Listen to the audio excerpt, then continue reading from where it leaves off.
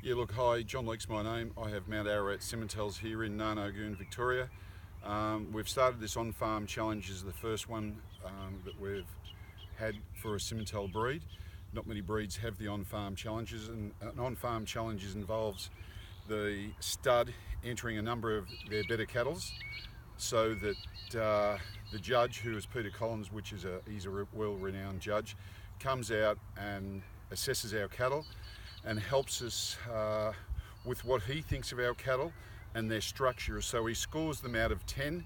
So he scores their feet and their shoulders and their whole body, like their capacity, the size of their stomachs, their hind legs, the way they walk freely or not freely, their coat smoothness to, we call them a soft-coated animal, or it might be a little bit harder. That does determine meat quality as well. But overall, the on-farm challenge has been a huge success. We've had about 140 cattle enter from 14 to 15 studs all over Victoria, and we've been fortunate that Brown Stockfeeds have come on board. They're a big stock feed company in Gippsland, and they're sponsoring us with this on-farm challenge. The on-farm challenge will be the first one this year, obviously, and we'll continue it on for many years to come. It's actually a great idea, and other breeds are watching what we're doing with great interest, because this has created a lot of interest. We've had a lot of people ring, ask us how we've gone about it and how we got Peter Collins to come on board, because, as I say, he's a world-renowned judge, and he's judged at all the royals all over Australia, and he has shown great interest in the idea of it being an on-farm. They're not dressed up, they're just in their paddock clothes, and you can really see what the animal looks like. From cows and calves to young bulls to older bulls. There's 12 classes, so there's a level of class for each animal. And can you tell us a bit about the entries that you've entered into the competition? Yeah, look, I've entered a couple of young bulls under 12 months of age. They're two nice bulls by a good bull I've got.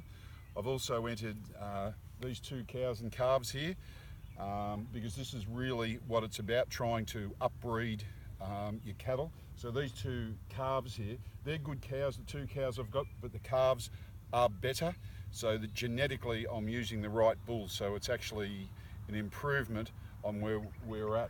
I've got some cows in calve that I've entered also, which are some of my older cows and some of my younger cows.